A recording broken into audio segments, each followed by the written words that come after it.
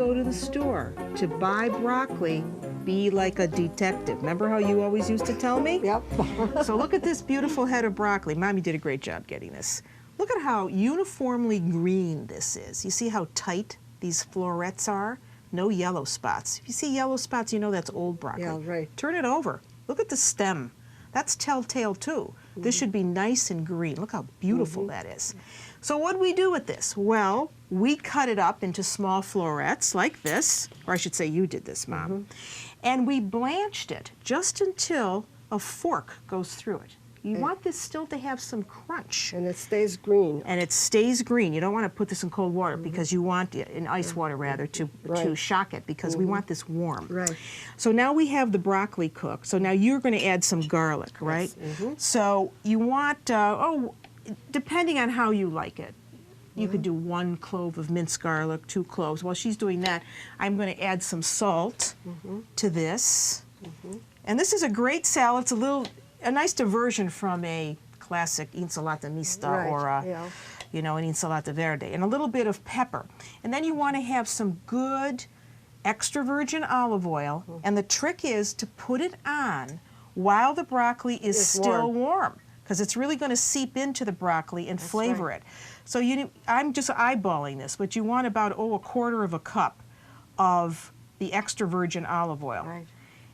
And Mom, why don't you toss that, and then I'll tell them what else goes into this. And then with it, and this is a really healthy salad, you could add other things to this. But I know that you love chickpeas. Oh, I love chickpeas. You love chickpeas. Here's another spoon. Why don't you use 2? It's got high protein. Right, and it's filling, and it's perfect with this, and it adds a nice other texture to it. Right. So you mix that all up, and then you add, a can of chickpeas. 1 16-ounce can that you've drained and rinsed well. Right. That's about right, don't you think, right. Mom? And you toss all of that together. And then what I like with it, and I know you do too, is I like sweet red onion with this. Oh, that goes off. So just thin onion rings. After this, you have some breath mince ready, but you didn't get the joke, Mom. Okay. What joke? I said, after this, you have some breath mince ready because you've eaten onions. Put your mind on the food, not on the joke. Okay, all right, okay. So we're putting in some little onion rings here. You just cut it up thinly. It gives a really nice color to the salad as well. Is that enough, you think? I think you ought to eat it a little more oil. More oil, sure, because the broccoli is going to absorb that, so we're going to put a little bit more oil in there. Okay, that's fine. Okay, toss.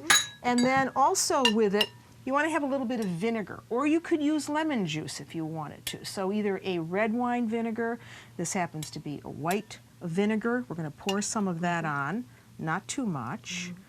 Toss again.